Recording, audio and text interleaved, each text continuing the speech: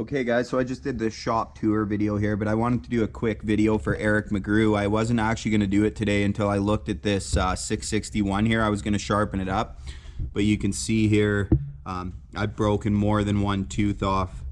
There's 3 in a row there. You know, I hit a couple nails in a row or some big spikes or some big metal.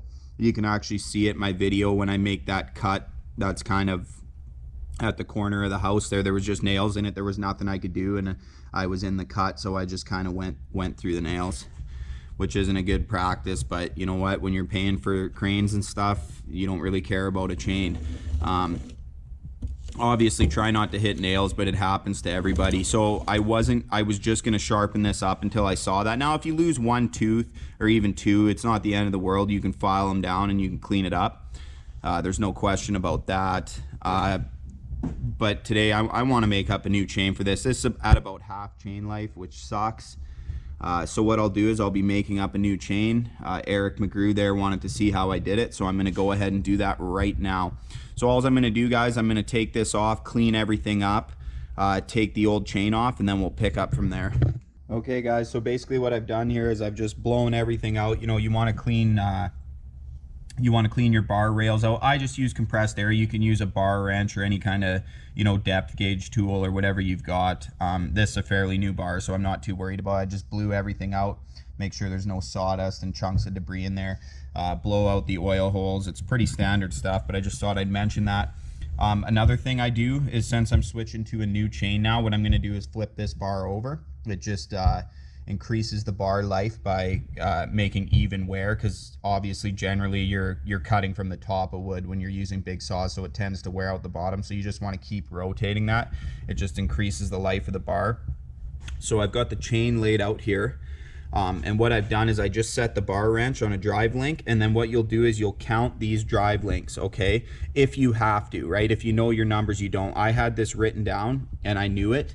And I know guys will say, well, it says right on the bar. Well, if you change sprockets or change gauge, you know what I mean, of chain, it's not going to be the same. So you have to figure it out for yourself. So this specific bar says nothing on it, okay? Or I guess maybe it does. 404, 63.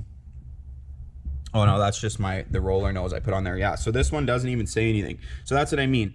A good rule of thumb is just, if you're not sure or your bar is worn out, just count it. Just I put the bar wrench there and just 1, 2, 3 all the way around, and then whatever that number is, that's what you put. This specific one is 91 with 30-inch bar, okay, for the 661, which is a great choice for this saw, I might add. So now I'm gonna go ahead, that I know the number, I'm gonna grab the roll of chain and I'll do the same thing, count that many drive links, and then we'll go ahead and grind the chain apart, and then we'll rivet it up using this. Very simple process. Okay guys, so right here I've got the 91st drive link in my hand, so that's one that I'll need to keep. So I'll just go to this rivet and grind it out. Now you can get chain breakers for this, but honestly this works pretty damn good. I'll show you what I do, and you're going to want safety glasses. You guys might see me pissing around the garage with a saw without safety glasses, even though you should be wearing them there. But when I work with metal, I'm pretty adamant about wearing safety glasses. You don't want to lose an eye. And I should be wearing gloves, but I can't find any, so let her buck. Let her buck. So I'm just working on grinding that rivet. You don't want to go through and hit the drive link, so just be cautious about that.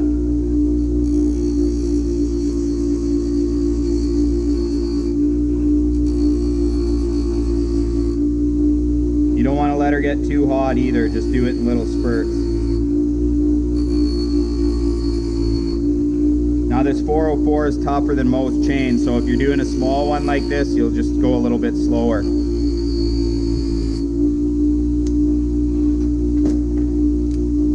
There we go, just like that. You just get her to where it's ground, and then you can see that's what you got left. So that's my 91st drive link, and you want to make sure there's no scoring on that. You don't want to grind through that. And like I said, use a chain breaker. It doesn't matter. It's just, for me, this is the way I've always done it. It works easy. Okay guys, now I'll get you set up and we'll rivet it together. Okay guys, so when you buy your chains by the roll, you're going to get a bunch of these little bags, which contain these for riveting the chain together. So obviously you're going to want to find the right size one for the chain you're working on. If you have multiple, you know, I just keep them all in this bin. It's real easy to find. So yeah, basically you just get these, and that's how you're going to connect these two pieces together. So you just line that up with the holes, and then you rivet it together using this thing right here. So I just wanted to mention that. We'll set her in here and we'll rivet it together. Okay guys, sorry about that. I ran out of battery on my GoPro there, so I'm just going to use my phone for this other part. So it should look something like that, okay guys? You got, you know, you want to make sure that's fully seated before you start spinning. Have the part that's sticking out on the part that turns, like on this crank. Obviously that's how you rivet it in, but I just thought I'd mention that. And then I usually just start with one side here and then make sure everything's straight again with this little carb wrench. So you know what I mean, just kind of lever this back so it's fully seated there, otherwise you'll run into problems. And another good thing to have is some oil. It doesn't really matter what you use. I just got some ATF in here. It just really helps things move along and just go smoothly. So I'll go ahead and rivet this chain now. Okay guys, so I'm just using my phone. I have you zip tied to my jaws clamp mount. Just want to make sure everything's good here. So you're going to want to get this in place. You just put a little bit of oil where you're going to be riveting. So basically you're going to be spinning this. That's the riveting action. And as you're spinning, you're going to be tightening this. So just watch how I do it here. Okay, now this is 404, so you're going to want to give her a good little bit. But when you're doing smaller chain, you don't need to go quite that crazy on it.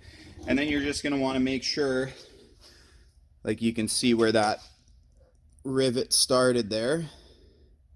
Sorry, just hold on. Right there. You can see where that's starting to rivet right in the center there, and then this one here still needs to be done.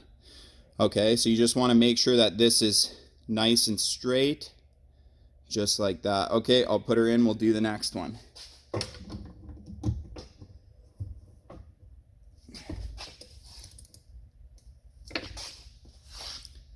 Get you guys back into focus here. All right, same thing, just lock her in, everything's straight, put some oil on there. And then you're just gonna keep turning her, riveting the chain together. And then what I usually do, guys, is just keep kind of checking and moving back and forth, making sure everything's straight. Now, once you do this a few times, it's real easy. You just want to make sure you're riveting it enough, and don't rivet it too much or it'll make it kink together. I just try to line it up with the same size as the factory rivets.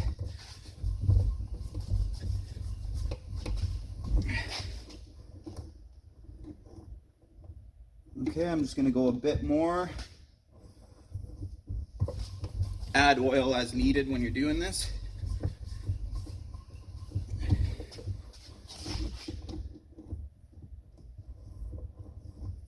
Like I said, super easy to do once you learn how to do it, and it can save you a lot of money buying her by the roll. All right, so there you have it. The chain's riveted together. Sorry, it's right there. You know, you want to leave a little, but not a lot sticking out. That's the one I riveted right there. Okay, now she's ready to go back onto the saw. And like I said, I might do a touch more on this. You just want to make sure they're about the same size as the factory ones, or a bit more. Okay guys, so I'm gonna maybe just give this one more touch and then we'll put her back on the saw. Okay guys, so I've just placed, I loosened it up because obviously a new chain is going to be quite stiff. And if you want, you know, I usually snug it up here so it's decent, and then I put the cover on. And then with a new chain, you can get away with a bit more snug, because generally, especially with longer bars, you're going to notice that the chain gets loose almost right away. So if you want to just give her that extra little bit, not super tight, but you know what I mean, that way it'll save you from tightening it up in the field right away. So basically, I'll just go ahead, put the cover plate on now. The chain fits, obviously, because we counted the links. And we'll put that on, and then we'll tension it up, and we'll see what she does. All right, boys, 661, new chain.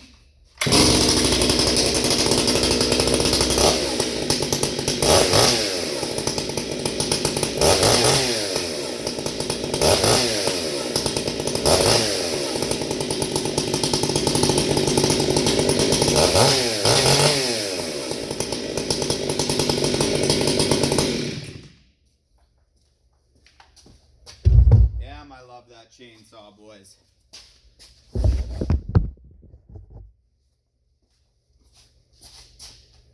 All right, guys, I appreciate you watching. Like, comment, subscribe, and we'll see you next time.